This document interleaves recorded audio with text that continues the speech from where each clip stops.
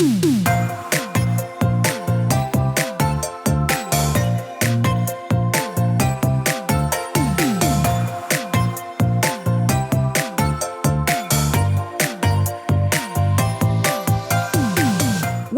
to the Plant-Based Podcast. Did you know that plants are truly amazing? Not only can you grow them and eat them, you can also wear them, drink them, nourish your skin with them, and so much more. Let Ellen and Michael inspire you to love plants as much as they do, as they chat with the movers and shakers in this wonderful plant-based world. So, let's dig in. Introducing Lava Light Hydro Grow Plus, the light blue one. Choosing Hydro Grow Plus is an absolute must to ensure you have complete control over your hydroponic or aquaponic system. Its composition encourages root distribution and strength, and as a pH neutral, 100% natural, chemically inert media, it provides the perfect base for full control of the addition of feeds, nutrients, and any introduced fertilizers. HydroGrow Plus is also great for soilless growing, helping encourage beneficial bacteria whilst reducing the associated issues of soil-borne diseases. Look out for it online and in your local gardening stores. And find out more at lava-light.co.uk. Hey guys, today we have a very special guest. It's the Director General of the Royal Horticultural Society, aka the RHS. It's Clare Matterson. Clare took on the role over a year ago, and she has a wealth of experience across the natural industries, having been the Director of Engagement at the Natural History Museum and with 18 years at the Wellcome Trust, where she led many initiatives linking planet and health. Welcome to the podcast today, Clare. Hello, lovely to be here. Hey. Thank you so much for being here. We appreciate it. Really looking forward to delving into your career and what's going on at the RHS. But first things first, how's it going? Do you feel like you've settled in? Like, how's it been for you so far? Yeah, I do. I'm loving it, actually. So it is it's a year and a bit now. So I think I can safely say I've kind of met lots of people, seen lots of places, been to our gardens, been to all of the shows at least once.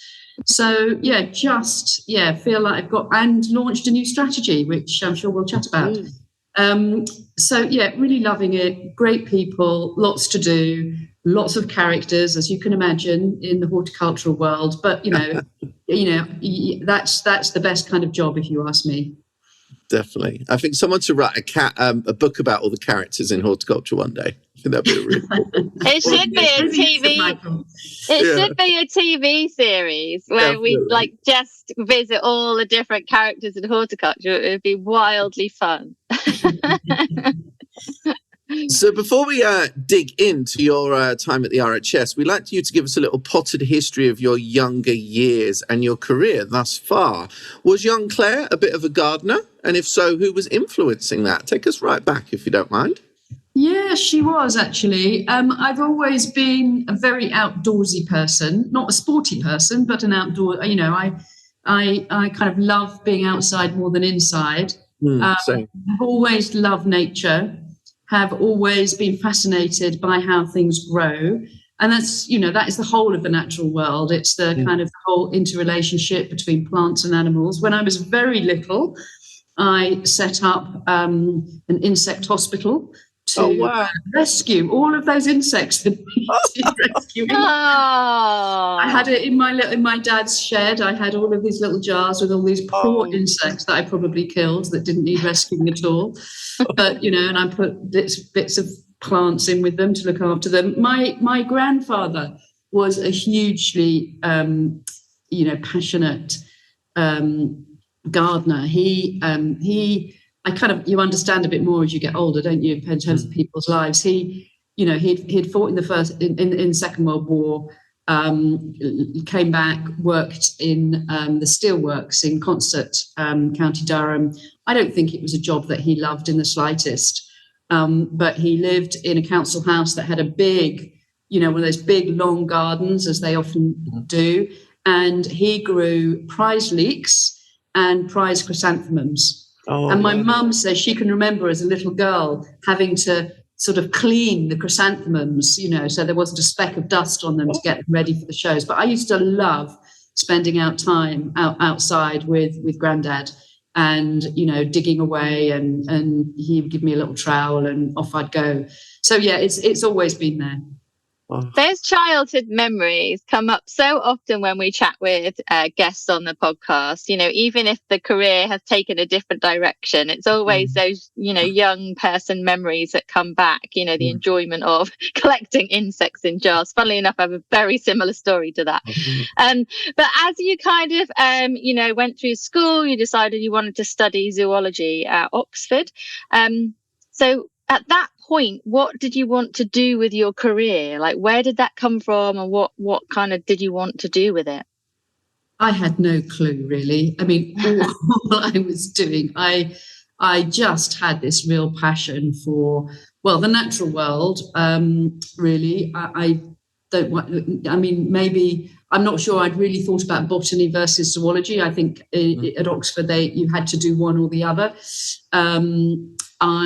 Funnily enough, I had a boyfriend who went to Oxford, and everybody, and I remember, and I left I was at a grammar school, and then I went to a sixth form college, and I think everybody sort of thought he was the really clever one, and people would always ask him and slightly ignore me. And I just thought, I'm bloody determined to show them that, Absolutely. So I sort of went for it, really.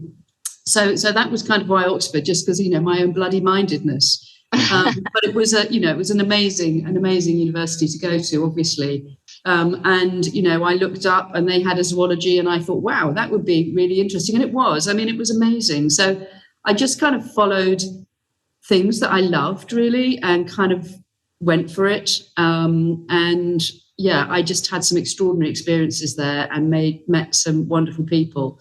So yeah, was very lucky. That's a really important message, actually. So many young people don't know what they want to do. And you don't have to push down any career avenue. Do something that you love, follow something you love, and so many opportunities will arise from doing that. Exactly. And Matt, the first years I didn't actually work after I left uni. I didn't work in, I worked more in kind of education policy before I joined Wellcome years later, where, getting back to the biology, which I really, really loved. But it also just teaches you, just even doing zoology, taught me a lot of thinking skills, a lot of writing skills, a lot of skills of how to think about the world. And then, and that's just really useful going into the world of work. So and then you've just got that bedrock of something that you love. And then when the job at the Wellcome Trust came up, which, is a big medical and health foundation, used to be the biggest in the world. I think it's maybe the second or third biggest now, when after Bill and Melinda Gates took on Warren Buffett's money, if you remember those years ago. But, it was wonderful to go back to an organization, or to go to an organization that not only could you use those skills that you'd learned around, how to think, how to write, etc., for different audiences, but also using, the subject that you loved so much. That was a real pleasure. Excellent. So tell us a few more parts from your career as well, because we know that you've really excelled in bringing science to the public, for which you've also been honoured a CBE as well. So you were at the Wellcome Trust, also at Natural History as well, and then tell us a bit about those roles before you then got to the RHS, and also how you heard about the RHS job too. Well, joining Wellcome when I did, which was in the late 90s. Am I getting it right? I think so. It was a really interesting time in biology, of course, because it was the time when there was this sort of, if you like, revolution around the sort of biological sciences, with genetics and cloning, stem cell research, and a lot of public concern about the pace of some of those developments, and was this being done for the good of the good of public? Were scientists running too fast?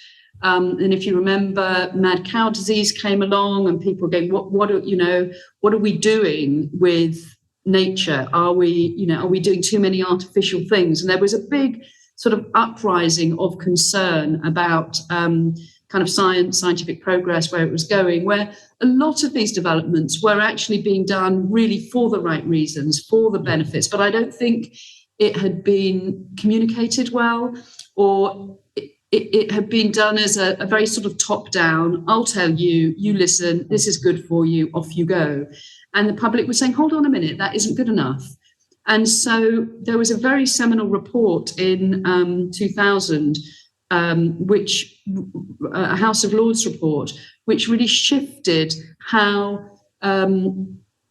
we should think about that relationship between science and society. And it was sort of saying it needs to be a relationship. You need to have real engagement. You need to listen to where people are coming from. You need to hear their concerns. You need to understand that in the context of the science. So in terms of then some of these big new developments, we really changed the way that we thought about that, if you like, engagement. So it moved from what you might call public understanding, i.e. if only people would understand, it would all be fine, to engagement, much more of that kind of two-way, much more openness, clear where the regulation is, clear where, there are concerns, understanding how do you put guardrails around things to take things forward. And that was the really big shift. And that was what I was very, very heavily involved in, as I say, when we talked about the human genome sequencing, when we talked about use of embryonic stem cells, adult stem cells in different, for different sort of medical advances, medical cures, and also the big one which changed legislation around the use of mitochondrial DNA for taking that out for certain diseases and replacing it, and then that led to the change in legislation. So certain new treatments and new therapies could be introduced, but it had to be done in a different way. And I think that was very much, and I did a lot of work with schools and education as well, of bringing how do you make sure that then teachers are equipped to be able to talk about these things. Because, of course, if you did biology at school, if you did biology at university, and then suddenly 20 years on, all of these new developments, as teachers, you need to be kept up to date with that. Kids are reading it in the papers, they're seeing it on the news. So we did a lot around professional development for teachers. So science teachers could be equipped to A, to understand the science, but B, to discuss the science. And that was, for me, that was, hugely rewarding and incredibly important.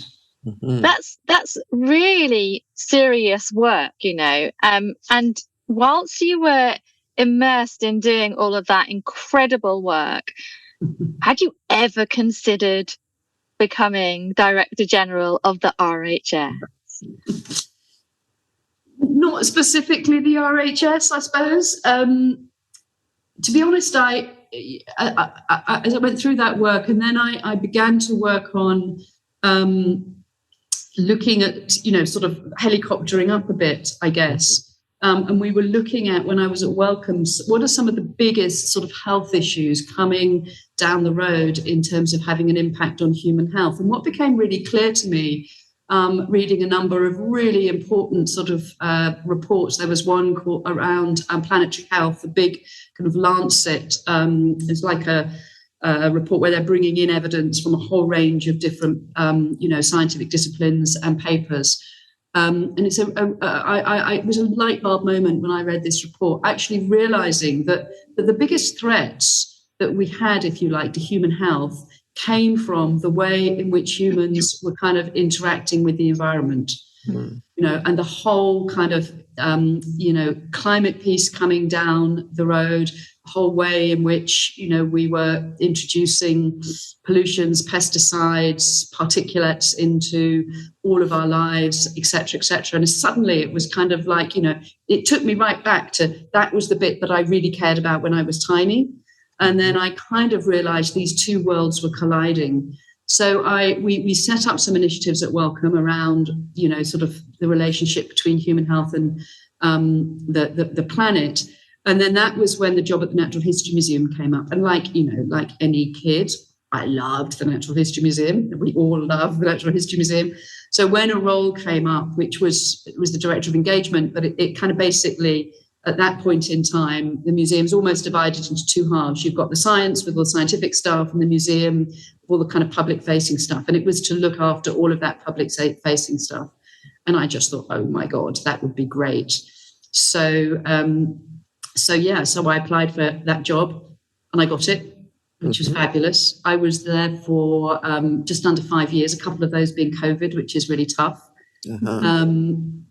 And I did really enjoy it. The thing about the Natural History Museum, I love it, and I love the people, the collection. I miss the collection, I suppose. But gosh, it's slow to change. It's hard in those big institutions. And how did RHS came? I actually got a call from a headhunter one day. Did you? Wasn't really looking, got a call from the headhunter. Amazing. And yeah, to be honest, I did know the RHS because I've been a member, because I've always been a big gardener. And it's one of the memberships I kept, I think, 1992, I think. Wow. And so I knew it, but I actually hadn't, I did what, every sensible person should do when they get headhunted. You go straight into the annual report and look at the annual report and see how they're doing. Get down to business immediately. Get down to business immediately. Yeah, don't mess around on the website. Go straight to the annual report. That's where the truth lies. So I had a look, and I was, I have to admit, a bit gobsmacked at how much the RHS did. I hadn't realised how many gardens it had, how big its education program was, its communities program. It had a new sustainability strategy, and I just thought, oh my goodness, and that sense of really engaging people in things that they love about, and then bringing in those kind of layers of education and discussion on a subject that people are so passionate about and can get actively engaged in. I just thought this would be really exciting, so I went for it. Wow, so cool. That's really cool. I think for listeners and also for us, what does a Director General do in their role? If it helps, tell us what a typical day is, but I'm sure there's no typical day at all. But basically, what is the role? We know it's very important. Really typical. I think the Director General, the outgoing Director General of the Imperial War Museum, told me this when I got. She said, "You've been really successful when you really don't have to do anything." Everything is working perfectly.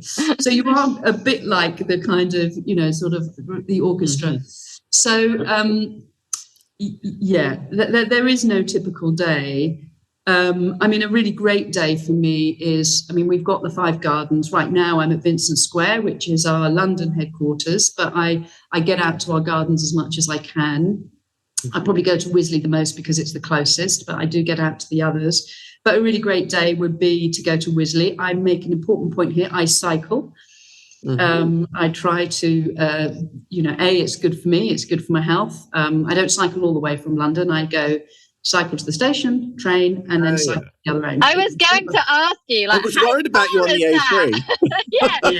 A3 is it's very nice. Doable. No, I get from London. Yeah, as Michael knows, I live in Suffolk. But yeah, I'm usually in London at that point.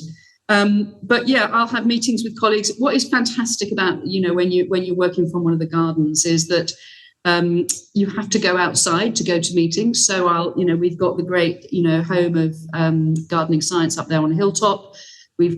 So very often we'll have big meetings up there, or we might have big conferences up there. So it's wonderful to kind of walk up to there, meet colleagues up there. We've got a good hub there, so can bump into a lot of people. As I walk up and down, I've discovered I have to add about 5 or 10 minutes into my day, because I'll often get stopped. And if I see our own, my own colleagues working on something, I cannot resist but stop and find out what they're up to. So it takes me rather a while to get up and get down again. So I try to not be late. So yeah, wonderful to be able to be in a garden, and really, for me, it's a lot of meeting people, really trying to shape a future, with a great team for the future of RHS, horticulture and gardening. Yeah, and we're definitely going to get a little bit more into that very shortly. But first of all, like after you saw the annual report and you got straight into the role as Director General, did you immediately have like a main focus? Did you know what you wanted to do or what changes you wanted to make? I think what I knew I needed to do fairly quickly was put in place for the RHS a clear kind of purpose for what we were as an organisation. When I joined, there'd been this really phenomenal sort of 10-year capital building programme, and building the garden at Bridgewater, the one which is on the edges of Salford and Manchester, absolutely phenomenal. The home of gardening science, as I mentioned, creating really I think, world's best research facilities for horticultural science at Wisley, and then new sort of Wellcome facilities there. At each of the gardens, new education and event spaces. And we've got a final thing going on at the Garden Harlow Car at the moment. But it was a big, £180 million was spent over 10 years, which is huge. So there'd been a lot of focus on that building programme, and getting that done to a very high standard with which it was done. But what we didn't have was something that then pulled us back together as an organisation, particularly in the context of post-COVID, increased concerns about the environment. Didn't know it then, but kind of a looming cost of living crisis was kind of coming along. So it was very important for me to sort of step back and say, okay, we've got all of this, it's amazing, but why does gardening matter? Why should we value it? And two, if we can work that out, what is our role at the RHS in supporting that?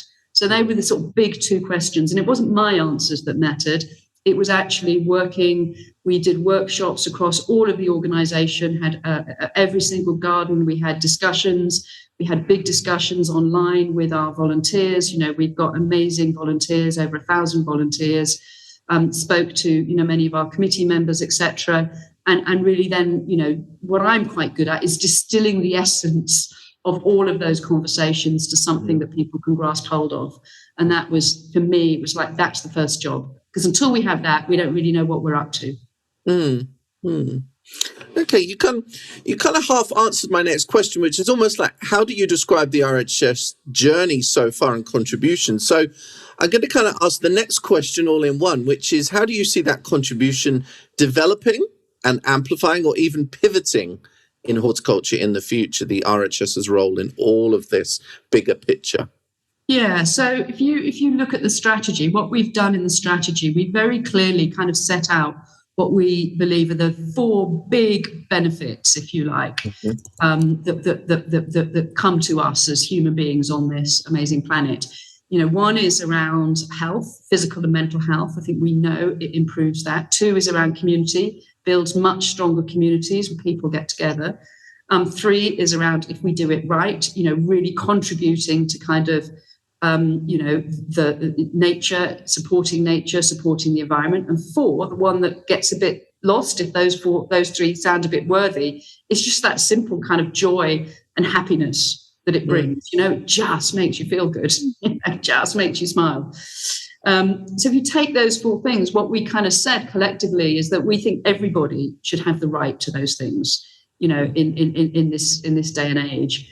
And so what we wanted to say, what is our role then in the RHS, is to support everybody on that kind of lifelong journey with gardening in order that they can have those benefits. And we also, through those conversations, and that's where we started in our conversation, we recognise that it is actually a lifelong journey, because it actually can start when you're very, very young, and it can end when, in your later years. And we sort of borrowed from Shakespeare, and we've now got the sort of 7 stages of gardening, like Shakespeare had the 7 ages of man. And so we've got those 7 stages of that sort of gardening journey, gardening adventure. Right. And that is then helping us say, what are we doing for who? Are we doing enough for these groups? Who can, where do we need to do more? And also, where do people live, etc. So we've got, we'll carry on doing the things we're good at, but we'll look at it through the lens of that journey. And we also look at it through the lens of a number of shifts that we know we have to take. We have to be more urban. We have to be, got 70%, moving to 80% of the population living in an urban environment. We have to be where people are. We have to support more young people. We actually have been very good at later years, but I don't think we've been brilliant at, always at making sure we've got all of those younger years covered. We have to support more beginners. I think we can make too many assumptions in terms of what people know, and start where people are starting from. We have to garden more sustainably. All of our members want us to do that. It's one of the top things that members say they want us to do, and we have to go more digital. Here we are talking digitally now. People will listen to this on a digital device. Everybody is digital. So we'll make those shifts as we go along as well. And I guess also people will garden in a range of different ways, albeit they all need to be sustainable. But I think culturally, different people garden in different ways. They grow different types of plants as well. And I think sometimes in the past, we've kind of tried to have a one-fits-all approach, but there's a whole range of different ways that people do this. Yeah, exactly. Yeah. Okay. So I think it's really... we can't do everything, but what we can do much better is work in partnership with others as well, and then really think about who's doing what and how can we all play our bit to kind of really, as I say, so our vision where everybody has got a chance to have those benefits from gardening. Hi everyone, Ellen Mary here. Now, this interview, we talked for ages because it was so interesting. So we decided not to keep you for too long and we would push on with our Horti Hangout guest coming up next. And you'll be able to download part 2 of the interview with RHS Director General Clare Matterson from tomorrow. So come on back here on our socials, on the podcast platforms, and listen to the rest of the interview from Monday. So I wish I was recording this to begin with, because you two are really hilarious, and I realised that you two are hilarious together from when you were on the People Plants World. Oh no, we're not that funny, are we? You're just we're not. Look at us in Scorpio season. Look at you. You wish me happy birthday, but we need to let people know who our Horti Hangout is this week. Ellen. Sam, introduce yourself.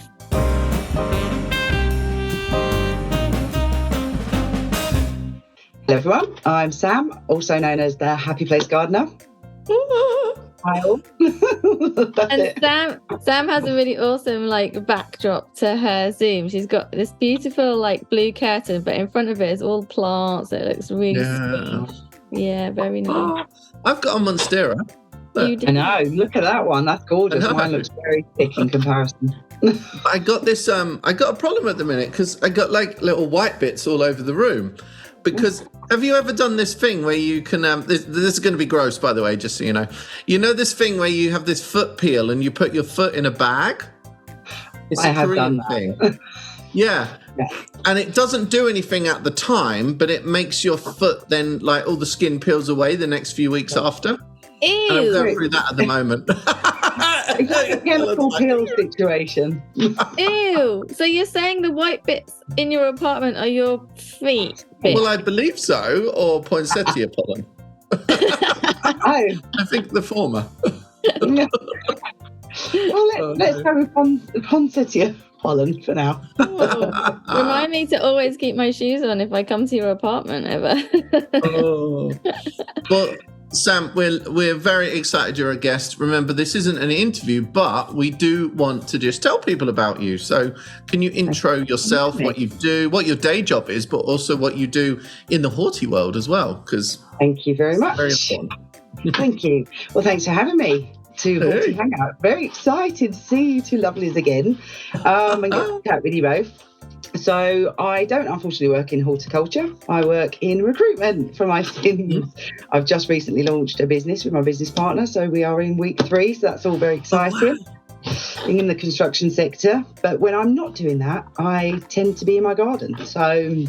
Or somewhere outside. So I love gardening. So like all of us, love it. Found gardening many years ago. Remember growing up in my nan's garden with all of the lavender. We used to make little lavender bags to put in the drawers and things like that. And then my father, aka granddad, he would grow cucumbers in his greenhouse. He had like cucumbers and rhubarb. That's all I remember, just like a sea of rhubarb and a greenhouse full of cucumbers. And then he'd pickle them into massive jars. So I kind of was that kid that just kind of ate the pickles straight from the jar. And then, roll forward, I had my own garden in my own early 20s, had a little go, killed most things. Remember the first time I grew broccoli, looked out the window, I thought, wow, there's so many white butterflies, this is amazing. And then obviously, in 2 weeks I had no broccoli. At least you feed the butterflies. Yeah, exactly. Or caterpillars, rather. Yeah, and then really moving to Worcester is when my kind of real love for gardening and ability and space to garden kind of was found really. So in my garden, it's not huge. I think it's about 25 metres long, though I do have a hedge that extends all the way down the side and to the front that the birds live in. And I kind of love the hedge because it's kind of more naturalistic. But I've got a little veg patch at the end and my little greenhouse that I call Gusty. Probably need to put some context there. It's she went up on a really windy day in October. It was like hurricane day, so like the polycarb panels were like flapping around. So it's gone from there. So my garden is wild, possibly like me. I think disorganised. Gardens can definitely be a reflection of your personality, can't they? Like when you see people's gardens, you can look at them and go, oh, that's definitely like you, but you say your garden is wild, but I see it on Instagram and it always brings me so much joy. You're like, good morning. And then there's a beautiful photograph of your garden. I think it looks absolutely awesome. We spend so much time apologising for wild gardens, but that's bad. Wild is actually better for everyone. I think so. Yeah. I mean, I love my garden personally, but I also do love formal gardens. If I visit a formal garden, I really appreciate that someone can stick so strictly to lines and kind of full. Whereas I'm like, there's a space, stick something in it. I don't like bare soil. So your garden should be like a reflection of you and what makes you happy when you walk into it. But it doesn't mean you can't appreciate other beautiful gardens that are designed in different ways. Like I love going to see formal gardens. Like I'm always like you, like wow, straight lines, amazing. Like how do you do that? But my garden would never be like that in a million years. Ellen, you have got a new garden to populate soon, haven't you? Tell us about that. Yeah. Well, it's interesting, isn't it, what people kind of view as a garden. Like to me, I think a garden is any space that is just full of plants or, where you are growing plants, cultivating plants, whatever, and where you're enjoying Is this you telling us you've got a sun deck? So, well, yeah, but like we have a little dog and obviously we're moving to a new house. Literally everybody says, oh, a house with a garden, because obviously in the US we have an apartment with a balcony. And I'm like, well, no, it doesn't have a garden that you would, with a lawn and a driveway. Okay, yeah. We've got a townhouse and it has a sun deck. Okay, that's pretty cool though. Nice space to work with. Yeah, it's quite big, like as far as a sun deck goes. And our dog is literally more like a cat, to be fair. So she doesn't, she's cool with it all. There's a dog park literally outside the door. So for everybody who's messaged me going, but doesn't your dog want a garden? She's cool. She's all good. Don't worry about it. People love sticking their our in. It's just fine. Like she gets walked a million times. Anyway, the sun deck, I love smaller areas or quirky areas. They're easier to manage. It would panic me to have a big garden. You have to be more creative. You have to think out of the box. If you just stick a few pots out there, that's nice. That's great if that's what you want to do. But it doesn't really do anything for the space. Do you know what I mean? So it's kind of about, I don't know, putting a bit of creativity in it, and that excites me. So like I opened the door, when you go up, like, because it's a townhome, you're up like 3 or 4 levels, I can't remember now, and you open the door and I was like, cool. This Yeah, because it's like an elevated garden as well. Yeah. So I'm excited by it. Well, it looks so long. Great. Yeah. Yeah, it does. It's big. It is quite big. It's quite long, and then it kind of faces across, so you can see all the way around, all above the roofs and houses, rainbows flying high, and all of that. You can see like where like the sunset. So even when you sit, you'll see sunset. That's almost better than ground level. Yeah. Yeah, I'm excited by it. Why not? It's different, and you always think, Michael, you'll know, because you with your balcony high up. You think nature won't find you, but living in this definitely. With bees, we've had wasp nests, we've had lizards, the birds come up here, butterflies. The monarch butterfly this year nearly made me cry. I waited two years to get the monarch butterfly on the milkweed here. So they find you, even if you are up high. So I find that super exciting. That is but Sam, exciting. do you never think really unstressed for somebody that's in the midst of moving? You're really glowing and gorgeous. He moves house once a week, this girl. I'm so used to moving. It's like, yeah, whatever. But didn't you say you're just like are you organised or not? Like no. So, no, there's nothing that's happened. So just to put this into context, I moved out of my house in Norwich 2 weeks ago, I think it was. Completely moved out. So I've nowhere in the UK at the moment. I'll sort that out next year when I get back. Then I came straight over to the US, and then we're moving house, which actually should have been yesterday, but there was some damage to the stairs, so it's now tomorrow. But the only thing is, we procrastinated so much that we actually haven't packed one box yet. I guess when you've already moved once, you're a bit like, oh my God. I haven't packed one, and I'm not even kidding you. There is not one box that has been packed yet. Have you got like an extension on when you have got to be out of where you are? We'll get the keys tomorrow, and we have to be out of our apartment like 11 days later. But the worst thing about that is we procrastinate. If we were just moving, we would have to get on with it. But now we're just like, yeah, whatever. But the thing is, you still have to do it, so it will still happen. It will all happen. And my husband said to me, you do realise the hardest part about this move is the plants, because there's like the apartment's packed, and then the balcony is packed with plants, and they're all big, heavy pots. Yeah. That is the worst bit about moving, is moving all of your plants. I think how happy they'd be on the new sun deck. That's cute. I sometimes with because Sam, I'm mostly like in London in an apartment at the moment, and I worry about the weight of like plants and containers and stuff. Like, They can be how do you ever know? Is there any like proper spec or with that sort of stuff? I don't want my balcony just to fall off one day.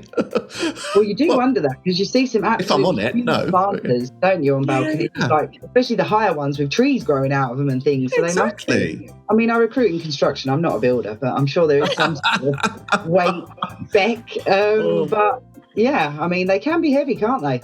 Well, yeah, I love that, but I love that because Sam said construction. Michael's gonna start asking her all like building. Oh no, I forgot she worked in I thought it was just recruitment. Which Construction sector. Brilliant. But do you can I ask you a question actually? I know this isn't an official interview, but I can't help but delve.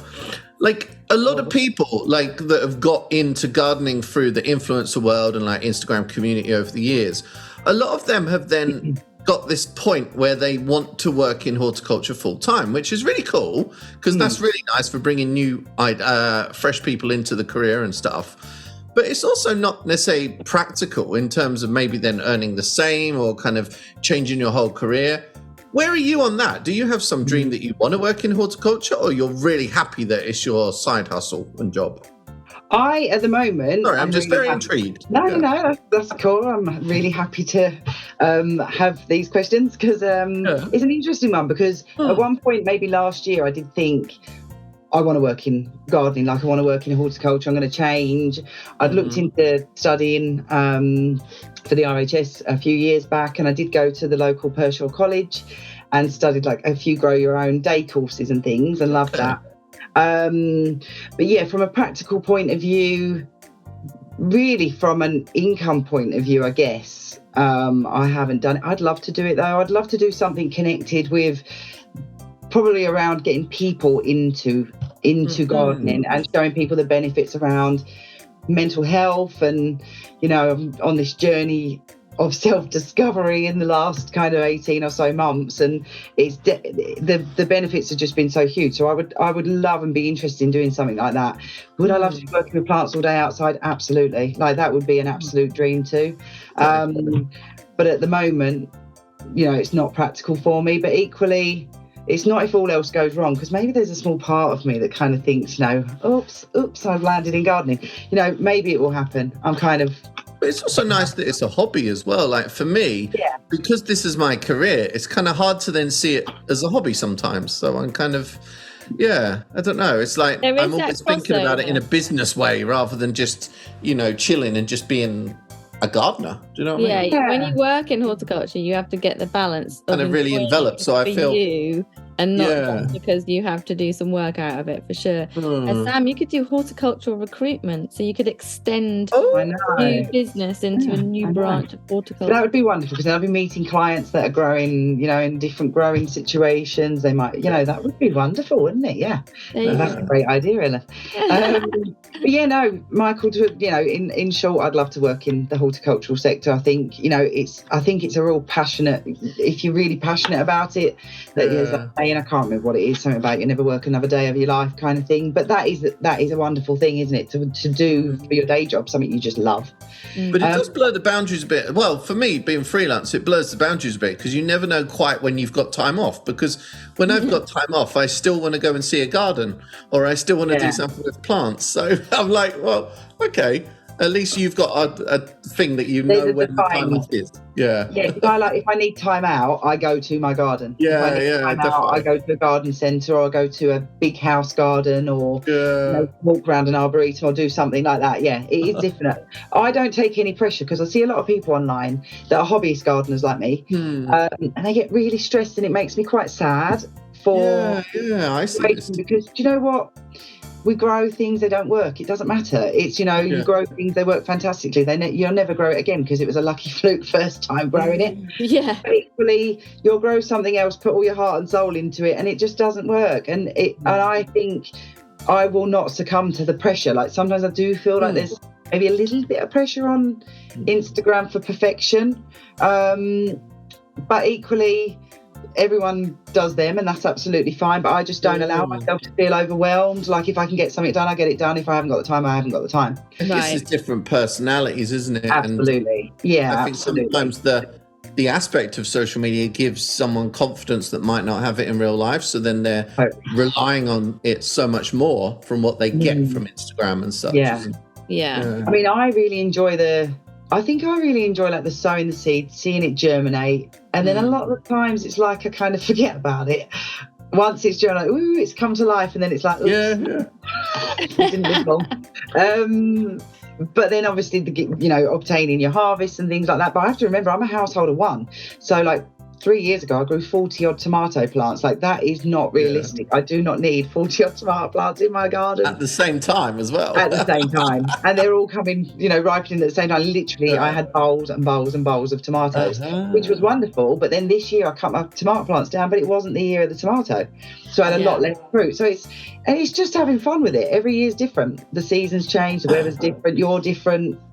Everything changes. 100% couldn't agree with you more. Life is different. You have different time. The weather is different. Like, there's different things to grow. It changes every year, all of the time. I think that quest for perfection isn't just in horticulture online. I think that's just socials in general. Like, you go ahead and just do what you want to do. Don't worry about the rest of it. You two are such Scorpios. You really? Oh, what do we do? I don't know. I'm like sitting there watching you, like you like feel our energy. What do you mean we're doing sitting here? What are you bullying? I can see you. We should be bullying you. We're the Scorpios.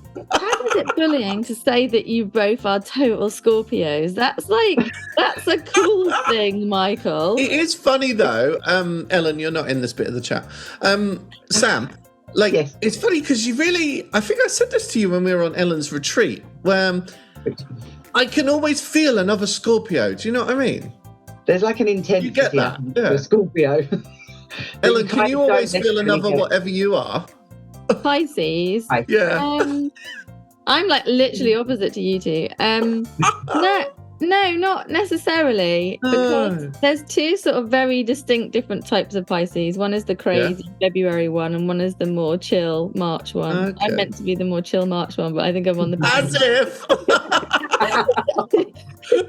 You can't quite always tell, but like you two. I mean, Michael, you've just had your birthday a couple of days ago. So Sam, when is yours coming? Because you're Friday. Next Friday. Oh, well, happy birthday, November. Thank you very much. I'm on the cusp. I'm only 3 hours in though. Huh? Yeah. I'm only 3 hours into Scorpio. Are you really? Yes, Literally on the cusp. On the cusp. Yeah, I was meant to be born. I was late, so I should have actually been a Libra, but I'm totally not Libra, so I really kind of get that I was late. I'm always late, actually. I don't know, of course we can tailor it to believe in it, but there's so much that does fall true with that sort of stuff. There really is. Yeah, I think so. Yeah. I do, definitely. Michael, didn't you go see Madonna for your birthday? Yeah. It was really cool, was it? actually. I have to say, yeah. Are you Madonna fans or not? I'm not really. Okay, Sam? Her older stuff, like the 80s Madonna. Okay. So I have no one in the room that will be interested in this part of the chat. Goodbye. She looked great and her tits were great as well. There you go. That's enough. She does look good, to be fair. I did see a picture and I did think, she's looking well. She's looking it was very really well. cool. And I think, just imagine how difficult it is to be in the public eye.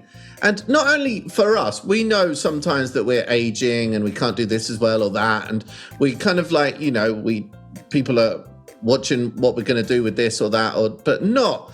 Oh my God! Can you imagine the level of being Madonna, and then aging and visibly aging, and kind of knowing that you wouldn't be able to keep up, but then knowing people are going to judge you for that, and to kind of, I don't know, and just be knocking you all the time because people. I don't know, the English media always knocking like Madonna and bigger stars and kind of trying to find the bad side of them. And it's like, oh my God. Well, I like the media. Can be human nature that people instantly look for the negatives versus celebrating someone. She's had a huge career. I don't know how old Madonna is, but I'm guessing her career must span 65, right? I think. Is she? Yeah. Well, I mean, she looks tremendous. I think, her career must span 40, 50 years then, isn't it? I mean, and there must be such an immense amount of pressure. She was an absolute bombshell when she was younger. But we all age, gravity happened, grey things happen, wrinkles happen. We get But like in years gone by, I guess especially celebrities would have aged not worrying so much about what they looked like, whereas you've got the celebrity culture and social media where everyone can see you all of the time.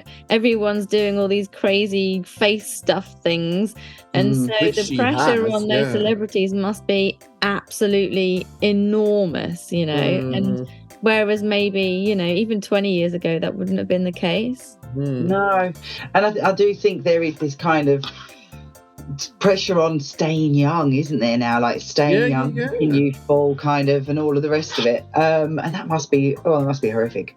I feel it's people a privilege easily to get older. Oh, sorry. Totally.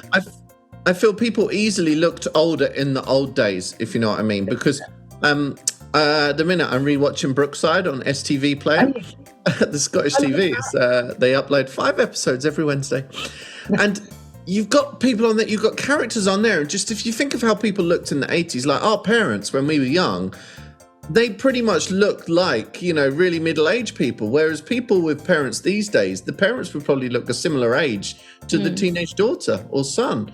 And it's just bizarre, isn't it? The clothes they wore or the kind of style, and just, it's weird. Everyone is looking younger in a way. Yeah, it's the fashions, isn't it? And hobbies and things like that. When I think about my dear Nan, who's not with us now, like when she passed at 61, but I mean, she was a sweet little thing that knitted, wore her little cardies. I think about my mum's 63. My mum probably would pass for 10, 15, 20 years younger than my Nan. It's just time changes, doesn't it? Different hairdos. Different. Yeah, the hair's a big difference, isn't it? Because when you watch Brookside, actually, everyone's got almost the same hairdo. This kind of, I don't even know what you call it, but like a Margaret Thatcher hair, when it's just like the Queen. And when I was young, I used to get the Queen and Margaret Thatcher muddled up because they got this same, what is that hairstyle called? It's just like a bouffant, right? Yeah, like a bouffant. I don't know. That makes me think Everyone in about the hairdressers Brookeside's got where they put the thing on your head. You'd sit with the heater thing on your head, and then you'd come out with your bouffant. Maybe it's that, the Margaret Thatcher hair. But it's just weird. Everyone like almost looked the same and was wearing really, and there wasn't as wide a choice of fashion or anything, was there? No. We got too much choice now, honestly. It's mad. Yeah, a lot has changed very fast, hasn't it? Yeah. For sure. But it's such a joy now that people can be totally unique, where it was a bit more uniform. Then, like, people can be so unique now, and that's such a wonderful thing now about life and society in this day. Yeah. Oh, definitely. You know, you say things you think, oh, I've got old, but it is a really wonderful thing that people can. I've got a ladybird going out my window. That you can, distracted. That you can be totally yourself, and that's totally cool, and live the life that you want to live, and that's just brilliant. I don't know how it is for younger people, but when I was at school, everyone had to have the same jacket, or there was that real pressure. But these days, I feel like you can it's probably, if you do look the same, you probably stand out. If you know what I mean. It's probably the opposite now a bit. Yeah, not being. I always just remember walking down the school corridor and teacher called Mrs. Froggatt, she would yank my tie because it was never long enough, because you always did that little short tie thing, and she'd be like, Samantha, and yanked my tie, like half strangled me as you walked past. Because you wanted to be different but you weren't able to, because you had to have your tie, everything had to be the same, so you tried to be slightly unique, but it kind of got stamped out. I think at school that's probably still the same, because there's school uniforms and it's good to have a standard, isn't it? Yeah, it's a standard at that age. And it takes off a bit of financial pressure probably as well, if it's otherwise then you kind of get this thing where one family can afford this brand. Because I remember I went to an all-girls school and they had like Benetton back in the day, Benetton bags. I had like Tons Chaton, because that was kind of our family budget, and then I got a little Saturday job and my mum was like, if you want anything more than Tons Chaton, you have to pay half. So but because there was a bit of freedom, you could have whatever bag you wanted. So I ended up with like a fluorescent pink Puma bag or something horrendous like that. And my God, there's bags, so I remember those as well. Do you remember? Yeah, awesome. Let's talk about garden as well. Gardening. Let's talk about plants. Yeah, let's talk about them gorgeous garden as well, you've been Samantha? sowing recently. Do I watch what? Do you watch garden as well, Samantha? I do. I can't say I watch it religiously, but if I get time, I definitely catch it. I record it and then I like binge. I haven't seen it for years, so I can't talk about it. I've only watched a couple from this season. I record. What's been actually nice these days is like they got some good like Instagrammers here and there on it, and it's nice to then watch and support them. That's cool. Absolutely, because I think Henry was on there recently with his gorgeous. I was in a hotel the other day and it was on the repeat. Was it? Yeah, I love his garden with the grasses. I love that structure, the kind of floofiness. I really love floofy gardens, like floofy plants. But I do like that they're going to real gardens. Yeah, totally. Sizes as well, not just the big, huge gardens like standard, like we said, balcony. Wherever growing spaces, just your little happy place. Really cool move. Yeah. I mean, I don't watch it much at all, but I have every now and again, occasionally, if it's come on. And I think obviously they're trying to make it a bit more relatable or different, have like new, like, when people send in their snippets from their garden, like where they they've still have that, because that was nice. And then they go and visit, like you said, Instagram or garden. That's kind of cool. And they've got some new presenters and stuff as well. But I just like gardening is repetitive in so much as when you got to plant your bulbs and but I don't like the repetitiveness of Gardener's World. I've just put that out there. I know that gardening is repetitive, but I just like, do I need to know how to plant hyacinths again and again? But if you are a newbie gardener, then that would be true. What? I don't know if I hadn't seen it for so long. I don't know if I could make a comment. I might watch it soon, actually. I like Monty's dogs. I know he lost Nell recently. That's really sad. Lost his poor doggy, and that is really sad. But it's cute seeing them in the garden. And obviously the content. There's a lot of content that goes into garden as well. So I totally appreciate that. But I just wouldn't. I don't think. Oh, it's Garden's World tonight. I must watch it. Like ever. I do like the programs, the transformation programs. I quite like those. Like I'm a bit of like when they go in and they transform all different sized gardens and they make gardens more accessible, more sensory and things like proper gardens. For what you can go from and to. I quite enjoy a from and to versus a, you know, I've got 1,000 spare clay pots around the corner. I can fill them all with tulip bulbs when we might not even have space. Yeah, true. Like, but you know, it's a lovely aspirational piece. Let's be nice. And, totally. But I do like the from and the to. I do like I like transformation Thursday, like throwback Thursdays when you see someone's before and after. Or it's not even on after, is it? Because gardens are changing all the time, but it's a before and a during, or a before and a present. Yeah. Well, people are always scared to edit gardens, or kind of, well, they think they're going to look the same forever almost. But gardens will change, and you can also willingly change them as well, you know? Yeah.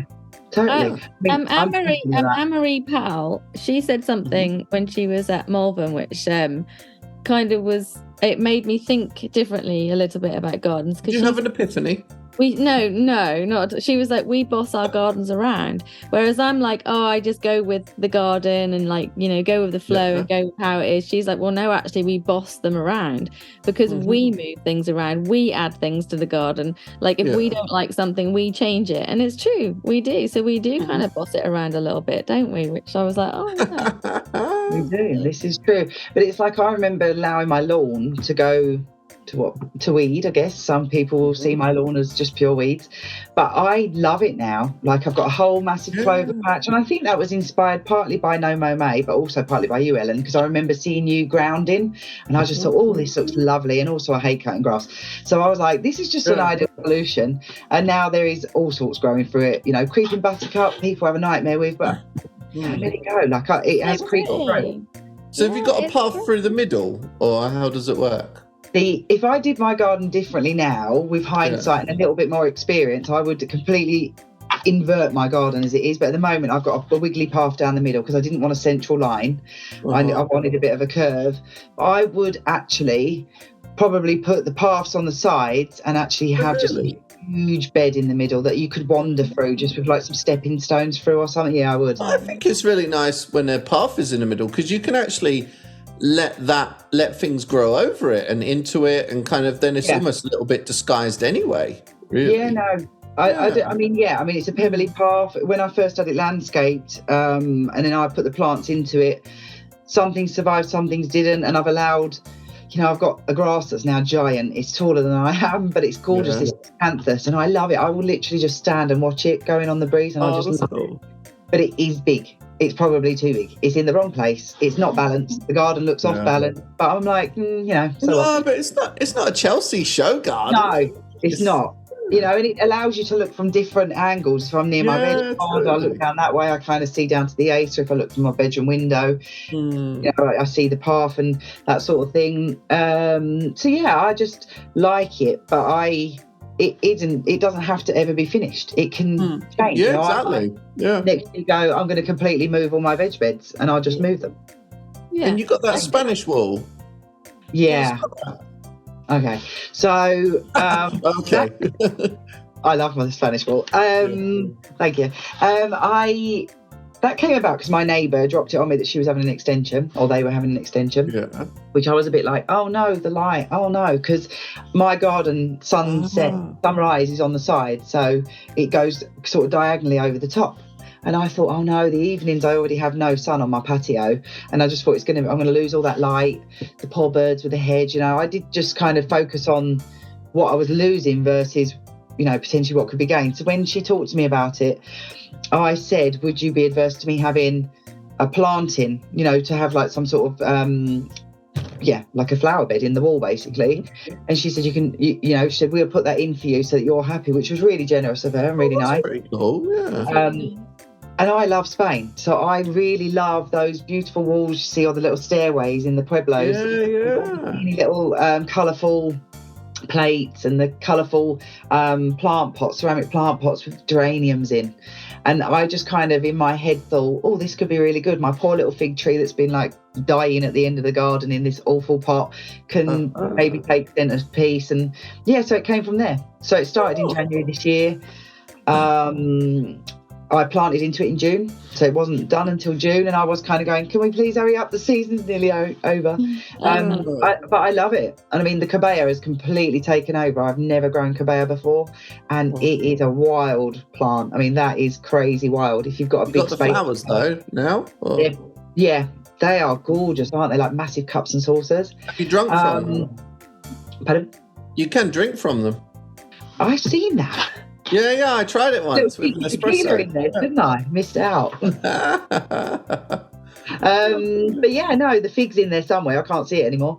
But I grew padron peppers in there, and the padron pepper plants out of the greenhouse ones by miles. Yeah, so someone's just got their phone ringing there. Sorry about that. The padron peppers the plant got to like 4 foot tall. And it's still producing now, which is amazing. Sunflowers in there. Mm-hmm. Yeah. So yeah, I call that my happy place wall, because now that is right by my back door, and it's a bit of a sunflower. That's so nice, bringing a little bit of Spain into your garden, like making the best of a situation. That's really cool. Yeah, definitely. That's really cool.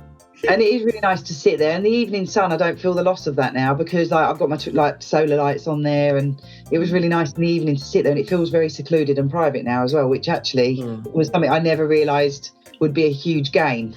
Because our back doors used to be right next to each other, so if you were stood out talking the hedge, you could hear everything, whereas now you can't. So it's quite nice. Have you got your spring bulbs in yet?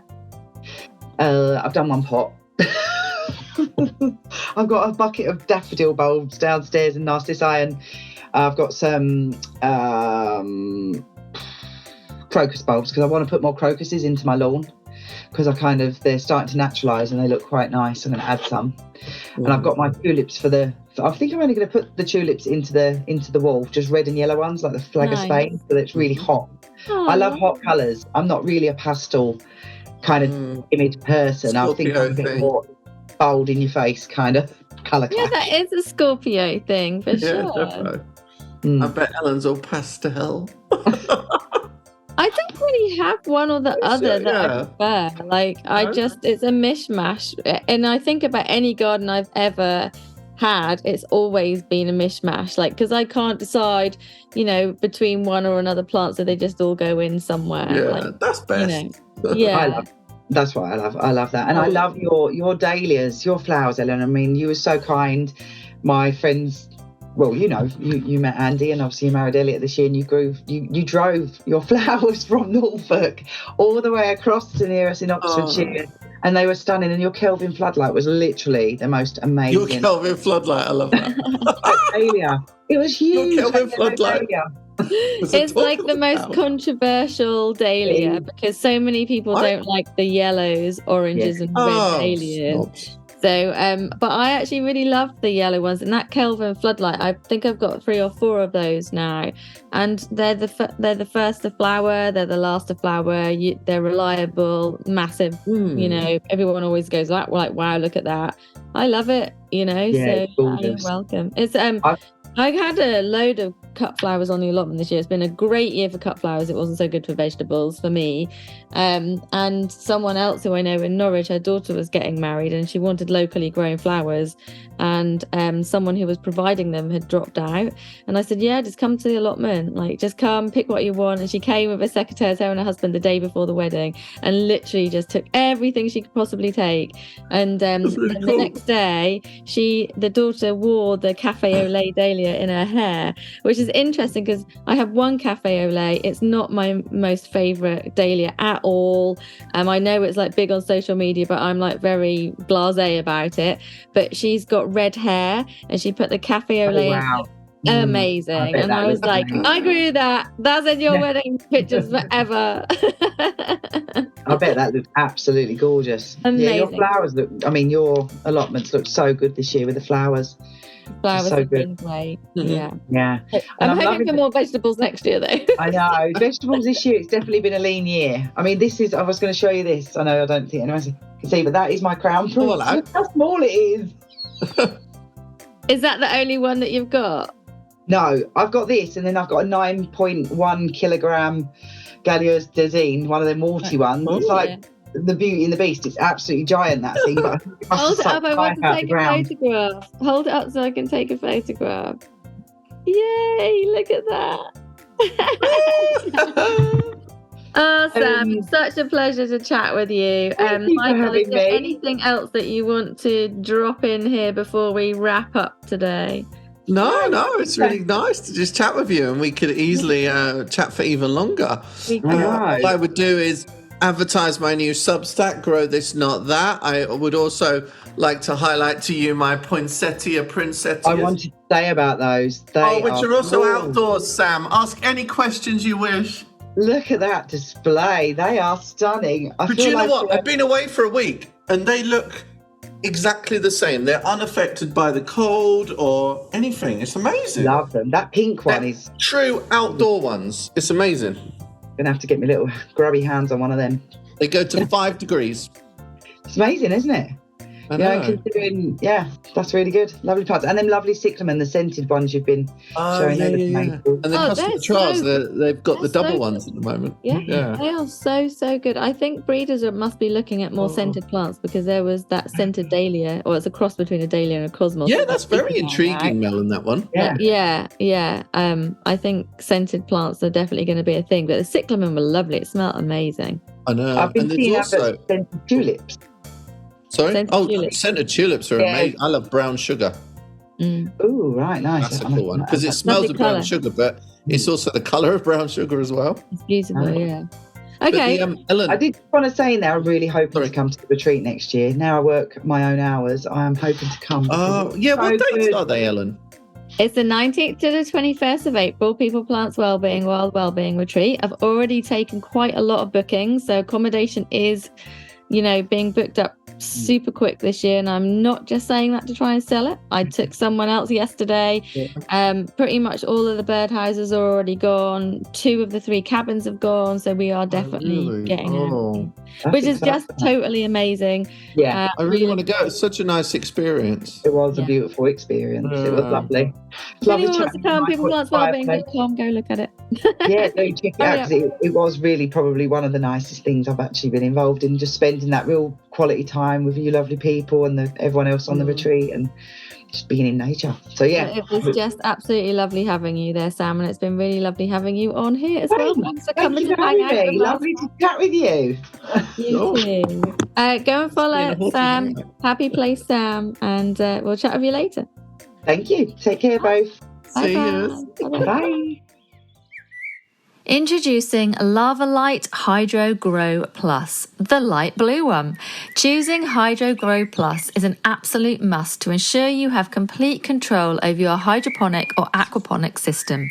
Its composition encourages root distribution and strength, and as a pH neutral, 100% natural, chemically inert media, it provides the perfect base for full control of the addition of feeds, nutrients, and any introduced fertilizers.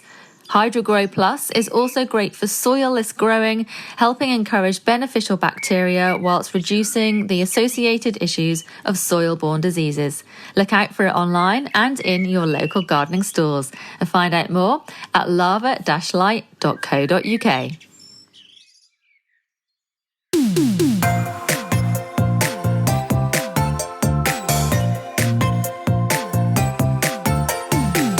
The music for the Plant-Based podcast is part of the song Grow by Mikey James, and our editor is Gareth Patch of Semi Echo.